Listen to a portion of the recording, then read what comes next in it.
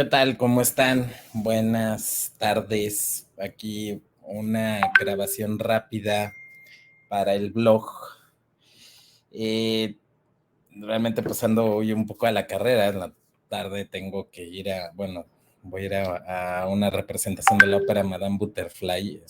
Entonces, y he andado muy ocupado, incluso he estado adelantando chamba aquí el despacho durante este fin de semana. He estado bastante tranquilo aquí trabajando en la casa en compañía de mis gatos que andan por allá atrás en el jardín.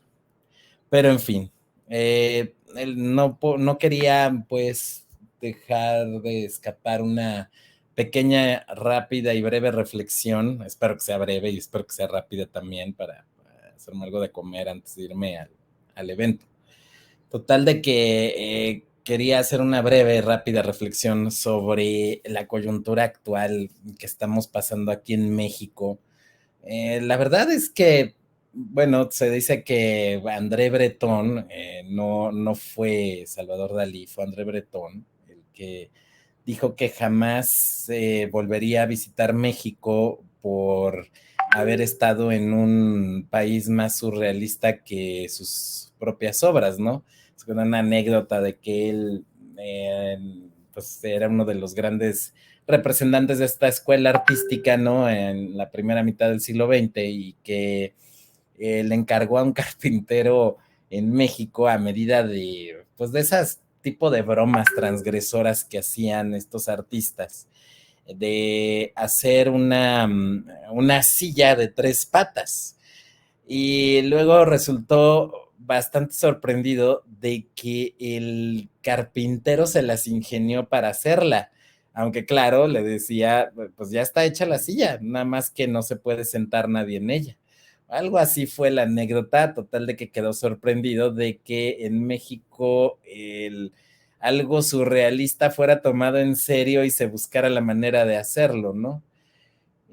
Y bueno, eso ocurría, ¿no? O como las anécdotas de Luis Buñuel y su película La ilusión viaja en tranvía, en que sale una escena en que abordan el tranvía tanto un banquero que iba a un evento de gala vestido de etiqueta, como era un funcionario bancario, pues vestido de etiqueta, acá de smoking, y creo que hasta llevaba sombrero de copa, algo así, y un carnicero que llevaba unas cabezas de cerdo, unos chorizos, un jamón, una pierna ahí colgando, y que todo el mundo decía que ahí había algo simbólico y eso, y Buñuel contestó pues que no era así, sino que en México era posible ver en el transporte público escenas como esa. Estamos hablando de los años 50, ¿no? Hoy en día el funcionario bancario pues iría en coche, ¿no?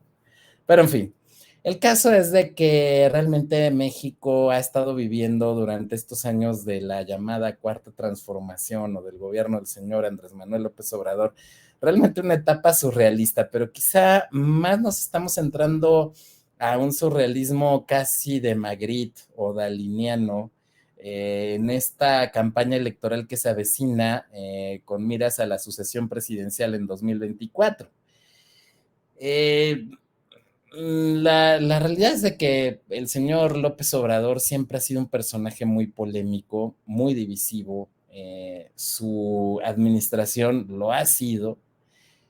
Yo no me he pronunciado mucho en mi blog ni en mis videos acerca de mi opinión acerca de este gobierno, porque la realidad es que me tiene en, ¿cómo decirlo? En una especie de pasmo, me tiene un tanto pasmado porque no me atrevo a describirlo de una u otra manera.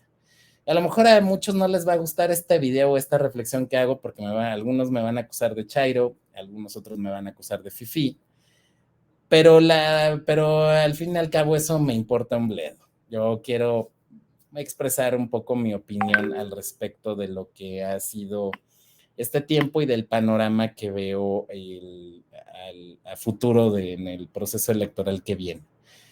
Eh, bueno, en primer lugar hay que recordar que en México todos los partidos políticos son expresiones o son cismas de diferentes, o son cismas o diferentes expresiones de lo que fue inicialmente el Partido Revolucionario Institucional, originalmente Partido Nacional Revolucionario, fundado en 1929, después de la mal llamada Revolución Mexicana, porque en realidad fue una guerra civil por el poder cuando la clase política liberal que alcanzó el poder en México tras la derrota de Maximiliano de Habsburgo y del Partido Conservador, así como de la intervención francesa en 1867, pues se hizo con el mando en México como prácticamente un grupo hegemónico que ha ostentado el poder desde ese entonces hasta nuestros días, solamente de que pues hubo un cambio generacional por la fuerza que no ocurrió en la vía de las urnas ni en la vía de una sucesión ordenada que hubiera planificado el general don Porfirio Díaz Mori en 1910, sino que este señor pues había retenido el poder durante 33 años, se había erigido como el sucesor de Benito Juárez, como líder del precisamente el bando liberal, pero no dejó pasar a nuevas generaciones de nuevos liderazgos de este grupo, como hubieran sido pues el general Bernardo Reyes o el señor José Yves Limantour, el secretario de Hacienda, un extraordinario financiero, y también, o también incluso el señor Francisco I. Madero, ¿no? El caso es de que al no planificar adecuadamente esa sucesión, ni permitir, digamos, un cambio de generación hacia líderes más jóvenes, relativamente más jóvenes, Reyes y Limantur ya eran personas de edad, aunque no tan avanzada como Porfirio Díaz, o de plano una generación es así joven como de Vicente, la de Francisco y Madero. Francisco y Madero apenas estaba en sus finales, en sus 30 finales, en los 40 cerrados, y que hubieran permitido, digamos, continuar con el proyecto de desarrollo industrial que tenía México. Vino la revolución, que en realidad fue una lucha de todos contra todos por el poder, y fruto de esa mala planeación sucesoria de parte del general Díaz, y al final el grupo que gana, que es la llamada dinastía sonorense de militares venidos del norte del país, que la revolución finalmente sirvió para que el norte de México se integrara al país plenamente, un país que había permanecido dirigido desde el centro, desde la Ciudad de México, Puebla, Michoacán, que era el núcleo, o hasta el día de hoy. Bueno, ya no es tanto el núcleo sigue reducido a Ciudad de México, Estado de México, pero en aquel entonces, pues digamos que había una zona que era de donde venían los líderes mexicanos generalmente, que eran pues lo que hoy es una zona entre Michoacán, Guanajuato, Querétaro, Jalisco y el centro, ¿no? Lo que hoy son los estados de México, la Ciudad de México, por supuesto, Veracruz y Puebla. Pero finalmente, y luego también Oaxaca, ¿no? Pero finalmente el norte se integra al centro y sur de México durante los años del Porfiriato y la Revolución, y llega al poder la dinastía sonorense, conformada por los generales Adolfo de la Huerta, Álvaro Obregón, Plutarco Elías Calles y algunos otros personajes menores como Serrano. Y todos estos militares norteños y sus adláteres del sur del país, por ahí estaba un Lázaro Cárdenas michoacano, que digamos son los que organizan el nuevo régimen que precisamente trata de devolver estabilidad al país después de unos 10 años de guerra civil. Y ahí es donde pues surge finalmente, después de una serie de componendas, arreglos y todo, el PRI y su sistema, ¿no? Y este régimen de partido hegemónico, pues resulta que va a ir teniendo escisiones. Manuel Gómez Morín, que había sido secretario de Hacienda con Obregón y Calles, funda el Partido Acción Nacional. Por ahí aparece la figura de José Vasconcelos, un sujeto quizá muy sobrevalorado. Hay que decir que sí fomentó la educación, pero una educación que resultó altamente adoctrinadora para el sostenimiento del régimen. y para generar una idiosincrasia mexicana que a la larga ha resultado muy nociva, pero que sirvió para los propósitos políticos. Y finalmente, pues, van surgiendo un sinnúmero de partidos políticos de distintos cismas en distintas etapas en la historia del siglo XX mexicano, ¿no?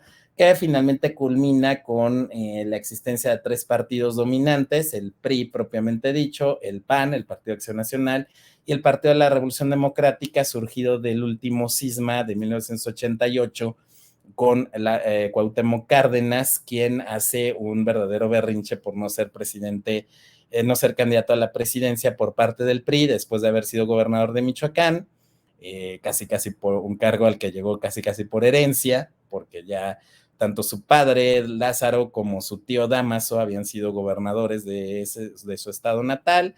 Posteriormente también su hijo Lázaro Cárdenas segundo, o Lázaro Cárdenas Batel, también sería gobernador de Michoacán. Pero el caso es de que Cuauhtémoc pues se separa del PRI y funda el Partido de la Revolución Democrática, procurando aglutinar a la izquierda, a la llamada izquierda mexicana, que realmente en México pues no tenemos tanto, o las ideologías en México nunca han tenido gran peso. Lo que ha tenido peso son las figuras de los caudillos o líderes carismáticos. Por eso aquí en México siempre se ha hablado del iturbidismo, del santanismo, del juarismo, del porfirismo, del maderismo, del villismo, zapatismo, obregonismo, callismo, cardenismo, en fin, agréguesele un ismo a un apellido y así tendremos hasta el día de hoy el salinismo o el obradorismo, ¿no? El foxismo también, el calderonismo también, en fin, el peñismo también. O sea, dependiendo de quién está al frente o quién sea la figura dominante de la política nacional, eso genera un ismo que va pegado a su apellido. Pero nunca ha habido un gran peso de las ideologías en México. Las ideologías son en mucho unas máscaras en México que encubren en realidad los intereses de determinados caudillos. El caso es de que, pues, lo que estamos viendo actualmente es precisamente a un personaje surgido de los cismas del PRI y luego del cisma que sufre el PRD, que es Andrés Manuel López Obrador, y que fundó su propio partido, Morena, y que pues es el ejemplo más claro de esto. O sea, estamos ante un movimiento político que gira en torno a la figura de un líder carismático que es este tabasqueño. El caso es de que, bueno, se aduce que este señor ha representado siempre un peligro para México, que tiene una alianza con el narcotráfico, que pues él y su partido están encaminados a la destrucción del país, en fin. El contraste que veo yo aquí es que mientras en México hay una serie de discursos contrarios esta figura, a nivel internacional, por el contrario, López Obrador ha encontrado ciertos apoyos o ciertas opiniones positivas hacia él y hacia sus políticas. En México, ciertamente, la seguridad está horrible como nunca, aunque hay que reconocer que esta inseguridad viene desde los años 90. O sea, a partir del gobierno de Carlos Salinas de Gortari empezó a aumentar el impacto de la criminalidad sobre la gente común. Cierto, en los años 80, 70, pues ya existían los carteles del narcotráfico, pero su actuación, digamos, no impactaba tanto en la vida de la gente, ni había un clima de inseguridad tan reinante como el que se vive ahora. Pero en los años 90 empezaron las oleadas de las bandas de secuestradores, empezaron pues a darse problemas que empezaron a afectar directamente a la población, con un aumento de la delincuencia común también, y esto se fue agravando durante la primera década de este siglo y la segunda, y ahora que estamos en la tercera, pues parece que estamos llegando a un punto en que la inseguridad, la delincuencia, tanto organizada como, digamos, desordenada, están están poniendo en jaque a las instituciones y a la vida misma del pueblo, y que tenemos que la criminalidad ha permeado en muchos de los aspectos de la sociedad, hasta pues en los terrenos de la cultura popular y la música, ¿no? El caso es de que también, de que pues se ha generado una situación de muchísima complejidad al respecto, y el gobierno pues no ha encontrado la salida a ello, y por otro lado hasta pareciera que estuviese aliado con ciertos sectores ahí. Por otro lado también, pues hay muchas decisiones polémicas, la cancelación del nuevo aeropuerto de la Ciudad de México, etcétera. Aunque en su descargo, bueno, vino la pandemia y la respuesta que se dio a la pandemia, la muerte de miles de personas que se dio, que pues en ese sentido, pues ahora sí que mal de muchos, consuelo de tontos, pero pues lo mismo se dio incluso en países como Estados Unidos y otros del mundo desarrollado. La realidad es que los gobiernos, ni el de López Obrador, ni el de Donald Trump, ni el de Jair Bolsonaro, ni incluso el de Xi Jinping en China supo cómo hacer frente a esta pandemia. Bueno, los chinos supieron usarlo, desviando la atención y utilizarlo en cierta manera como una especie de arma contra Occidente. Pero en fin, o sea, nadie supo dar una respuesta ante una situación que no se había dado en 100 años, después de la epidemia o pandemia de la gripe española en 1918, y se vino pues una situación muy grave también aquí en México al respecto, y que en mucho también López Obrador pues trató de minimizar con su demagogia habitual.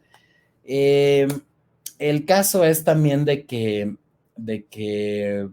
mm, de que pues a pesar de todo lo que se ha dicho y todo lo que ha pasado, pues no se puede decir que el manejo de la economía haya sido tan irresponsable, y esto creo que le sonará mucho a herejía, o por lo menos hay zonas del país en que la economía no se ha derrumbado tanto como en otras. O sea, la situación, sé perfectamente que en Ciudad de México es mucho peor a la situación que se vive aquí en Guadalajara. En Guadalajara incluso pues ha habido un ambiente pues no tan negativo en cuanto al crecimiento económico. En otras zonas sí ha habido una gran depresión económica, sobre todo las zonas que están más afectadas por la delincuencia y por digamos, o que ya se consideran que son, que no generan tanta riqueza en sí.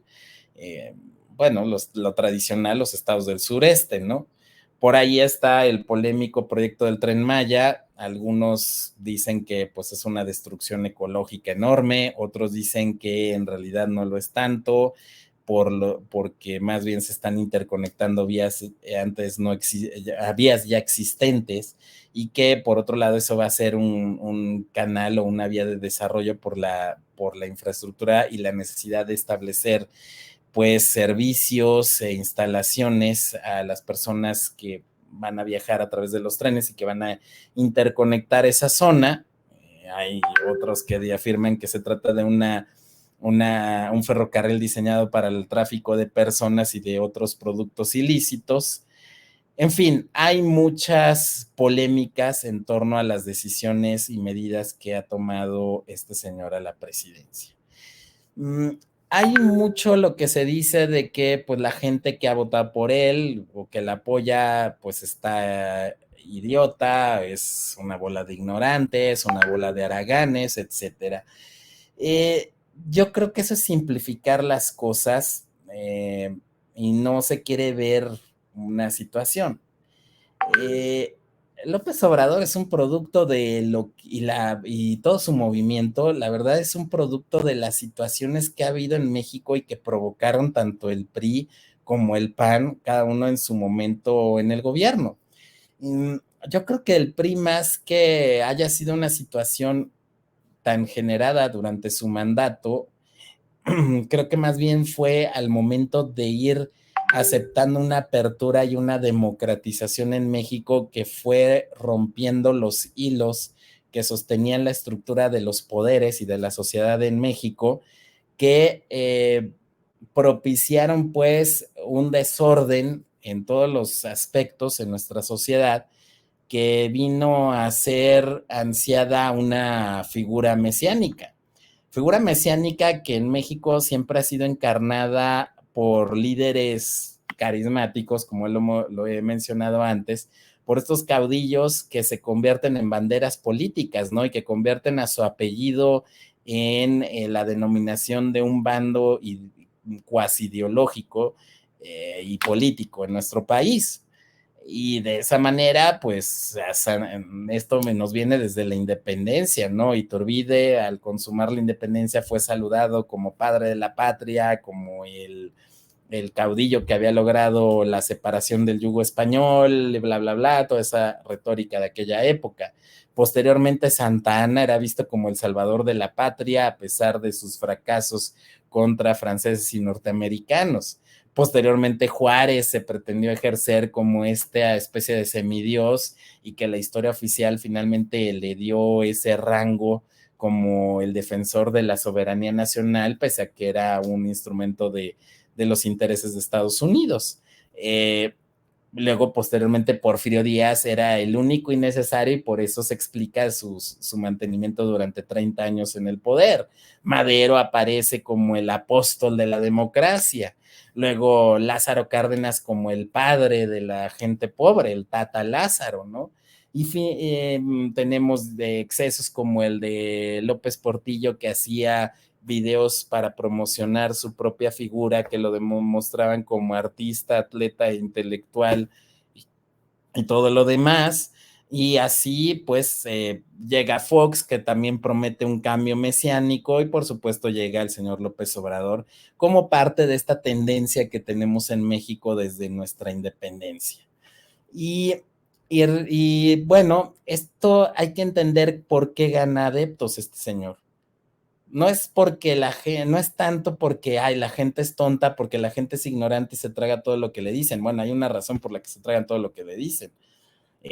Bueno, es que nos sale, por ejemplo, el PRI y el PAN a decirnos que van a salvar a México de López Obrador, pero la pregunta es quién va a salvar a México de ellos, porque ambos tuvieron sus oportunidades y esas oportunidades fueron al final decepcionantes para una gran cantidad de personas en México que no han visto mejorar, sino muchas veces hasta empeorar su situación, a pesar de las promesas que hubo, por ejemplo, durante la época de Salinas, que con sus reformas se iba a dar ya el paso de México al primer mundo, que iba a haber oportunidades para todos, y no se logró esto. Vino luego la crisis del 94-95, Cedillo logra sacar a flote al país, pero las personas no mejoraron sustancialmente su situación.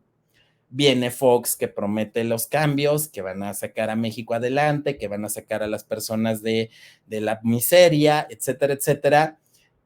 Sí se han dado, sí, en algunos lugares como aquí Guadalajara, sí se puede ver que ha habido cierto ascenso del nivel socioeconómico, pero esto no es en todo el país. Y desde nuestro pedestal, por así decirlo, o desde, en mi caso, desde esta silla gamer que tengo, si los que somos de clase media y de clase alta, pues muchas veces no vemos lo que pasa con la clase baja. Es muy fácil desde nuestra poltrona calificar a la gente humilde de que es pobre porque quiere, de que no sube porque es floja, pero no nos damos cuenta de cómo el sistema está estructurado para mantener a la gente fregada y a la gente que está arriba mantenerla arriba. Entonces, si te llega una persona, como en su momento llegó Fox, o como llegó el señor López Obrador en su momento, prometiéndote que van a cambiar las cosas, pues claro que mucha gente que está desesperada, que no ve cómo mejorar sus casos, su situación, va a votar por él. Es cierto, hay muchísimo nini, hay muchísimo flojo, hay muchísimo persona que está nomás a la espera a tender la mano para que le den, que claro que va a votar por quien le prometa darles becas, financiamientos y demás gratis a cambio de nada. pero también hay mucha gente que por más que trabaja y por más que se ha esforzado, pues sigue mal o hasta empeora su situación. Y no podemos negar que la explotación es una realidad. Que el señor cumpla esas promesas es otro rollo. Solo estoy explicando por qué mucha gente votó y por qué mucha gente sigue dándole su apoyo al día de hoy. Que porque están resentidos. Bueno, ese resentimiento tiene una causa. No es gratuito. Porque sí, es cierto. O sea, las mismas clases altas en México han generado ese resentimiento con su actitud hacia la gente de las clases bajas. Porque somos una sociedad elitista. Sí, eso de que en México somos racistas no es cierto. Lo que somos elitistas.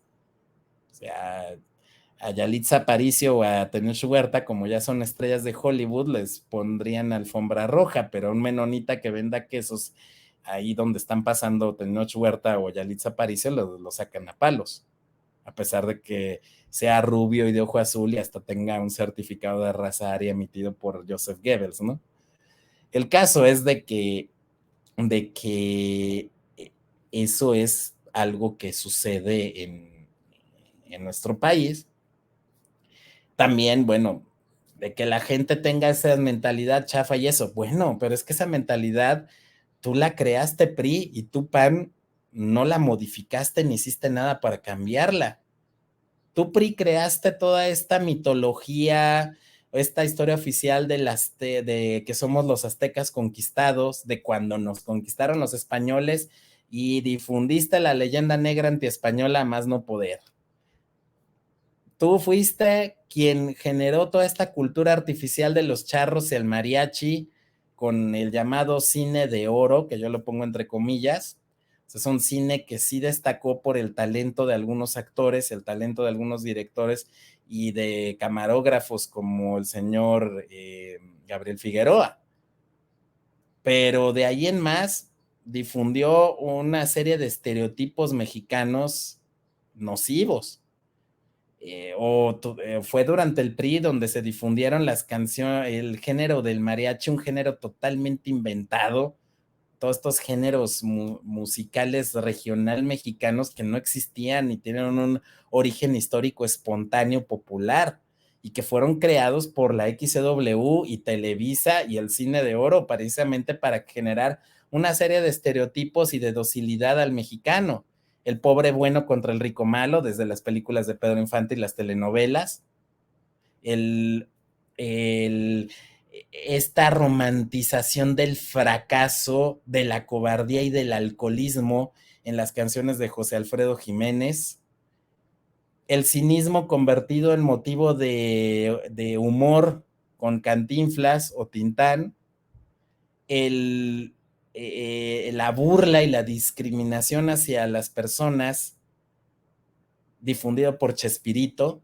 Chespirito, uno de los hombres sin duda más inteligentes de México, pero también creo yo uno de los hombres más perversos y malévolos que ha habido en México. Un genio malvado, definitivamente. Si no vean como todo su cuadro de actores tremendamente buenos, Carlos Villarán, Florinda Mesa le hizo segundas en su maldad, pero lo que fueron Carlos Villarán, María Antonieta de las Nieves, Raúl Chato Padilla, Angelines Fernández, que bueno, esta era pájara de cuenta, era guerrillera comunista en España, eh, Edgar Vivar, todos ellos eran unos actores geniales, o el que era el profesor Girafales de Rubén Aguirre, también otros actores tremendos, pero vean cómo él los encasilló y les impidió desarrollarse más allá de ese cuadro de actores para hacer sus productos televisivos y cinematográficos y teatrales, o sea, no los dejó progresar por sí mismos y pues terminaron todos odiándolo y todos peleándose contra él. O sea, eso es un indicativo de la perversidad que tuvo este señor, ¿no? Y todos esos estereotipos, todos esos clichés que fueron difundidos en los medios en México, pues claro que terminaron por generar en México el síndrome del campeón sin corona, el símbolo, la mentalidad de la derrota perpetua, del sentirnos conquistados y menos, que era precisamente para aprovecharlo los políticos y dócilmente manejarnos, y ahí entra toda la clase política, no solamente López Obrador, toda la clase política. Que luego por eso yo tengo mis reservas sobre lo que estamos viendo actualmente. O sea, es muy raro lo que está pasando. O sea, de repente todos los precandidatos de la llamada oposición se bajan y aparece de la nada Xóchitl Gálvez, quien pues es una mujer inteligente con ascendencia indígena, aunque pues a mí yo la veo y más me parece mestiza como el 90% de que somos los mexicanos, y resulta que pues también tiene una formación como ingeniera, tiene una empresa de construcción que sobre todo hace sistemas inteligentes para edificios, eh, es una mujer muy populachera y que, digamos, también embona con este perfil demagógico que ya vemos en el personaje que actualmente ocupa la silla presidencial, y pues lo vemos también en esta señora. Y no vemos, pues, y de repente también vemos lo que ocurrió aquí, que el gobernador de Jalisco, Enrique Alfaro, y el gobernador de Nuevo León, Samuel García, de repente se ponen a criticar y dicen que su partido, pues es Movimiento Ciudadano, que puede ser la bisagra, pues resulta que ni en alianza ni solos. Entonces, ¿cómo van a contender? ¿Que no van a presentar candidatos, se van a abstener, es lo que ellos proponen o qué? Eso sí, Alfaro pasa un video explicando toda su carrera y sus triunfos personales, y pone imágenes de López Obrador levantándole la mano. Él entonces está refrendando su apoyo a Morena, a López Obrador, y López Obrador pues que ya ha hecho andar ahí a sus fichas, a sus corcholatas, como él les dice, que esto viene de que en México luego algo que hacen mucho taxistas o obreros que se ponen a jugar a las damas y que usan en lugar de fichas, lo sustituyen con corcholatas de refrescos. Las corcholatas de Coca son las blancas, las corcholatas de Pepsi son las negras, ¿no? Y y entonces él echa a andar estas corcholatas, hay por ahí dos que parecen ser de su preferencia, Adán Augusto López, quien era secretario de Gobernación, y la señora Claudia Sheinbaum, que era la gobernadora de la Ciudad de México.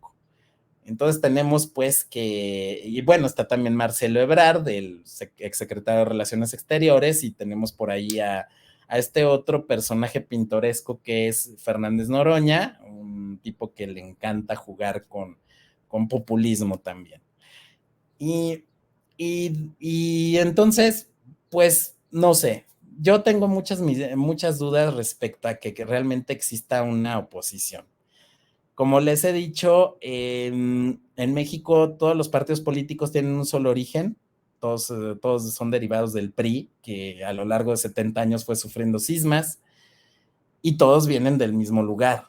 Los políticos mexicanos actuales son descendientes, muchas veces hasta de sangre, de aquellos liberales que asaltaron el poder finalmente derrotando a los conservadores en 1867, y desde entonces no han soltado los hilos del mando en México.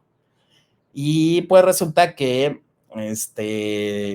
no sabemos, no, yo en lo personal muchas veces tengo la idea de que en realidad todo lo que pasa en nuestra política nacional es producto de un consenso existente entre los distintos actores políticos, que todos acordaron darle el poder a López Obrador, ahora todos acuerdan quizá darle continuidad a ese proyecto con ya sea la señora Sheinbaum o con el señor Augusto López, que son los que yo creo de los dos que creo que tienen más posibilidades de ser los ungidos por el actual presidente, o incluso con la señora Gálvez, que a pesar de provenir de supuestamente el otro lado ideológico, pues parece como ser también de ese mismo perfil en muchos aspectos. Eh, yo creo que a veces estamos viviendo un show en el que somos espectadores engañados por la clase política mexicana. No me fío de ninguno de ellos, de ninguno de los partidos, ni de ninguno de los actores políticos. Y también hay que tomar en cuenta que a nivel mundial estamos en un momento en que los sistemas democráticos representativos están fracasando. ¿Por qué? Porque en las democracias occidentales pasó lo que ya decían Aristóteles y Platón hace más de 2000 años, que finalmente las democracias terminan degenerando y dándole el poder a oligarquías, como ha sido en el caso de Estados Unidos, donde tenemos a toda esta oligarquía financiera y tecnológica, o todo lo que es estas élites globalistas, ¿no? De archimillonarios que están vueltos locos por su soberbia, que sueñan con hacer realidad sus fantasías infantiles de convertirse en superhombres y tener al resto de la humanidad sometida a ellos, y lo que eras de ese tipo, ¿no? Que les ha llevado a fomentar la ideología de género y el ecologismo, en fin, todas esas cosas, y que al final creo que en lugar de obtener ese poder mundial concentrado en sus manos con el que sueñan, como si fueran Lex Luthor o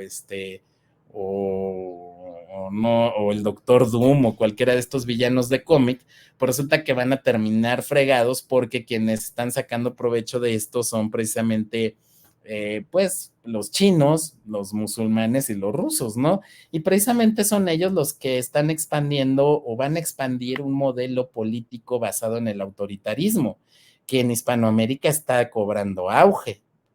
Y es donde tenemos a figuras como las del Foro de Sao Paulo, como el propio Hugo Chávez y posteriormente Nicolás Maduro, o incluso Nayib Bukele, pues hay que decirlo, Nayib Bukele es un autoritario, pero que está demostrando la eficacia del autoritarismo. O sea, en lugar de andar por las ramas de los derechos humanos, etcétera, Bukele llega y dice, ¿qué es lo que quiere la gente? Que se castigue a los delincuentes y que el Estado recobre la autoridad.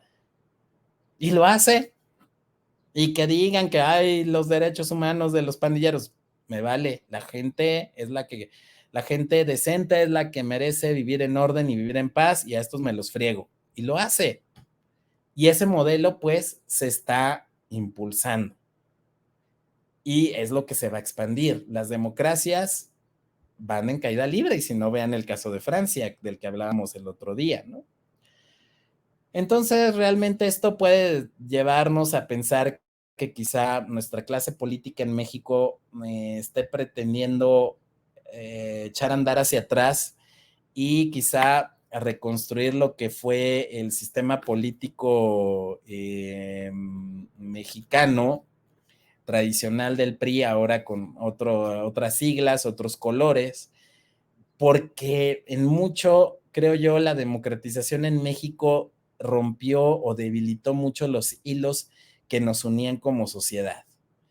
O sea, éramos una sociedad autoritaria y esto tiene razones de ser. O sea, ese sistema autoritario, esa manera de ser autoritaria nos viene del virreinato y también de la época prehispánica, porque las sociedades indígenas no eran nada liberales. O sea, los mayas vivían en ciudades-estado que no eran como las ciudades-estado griegas, eran ciudades-estado monárquicas. Y con cada jajao o rey que ejercía un poder absoluto en su pequeño territorio.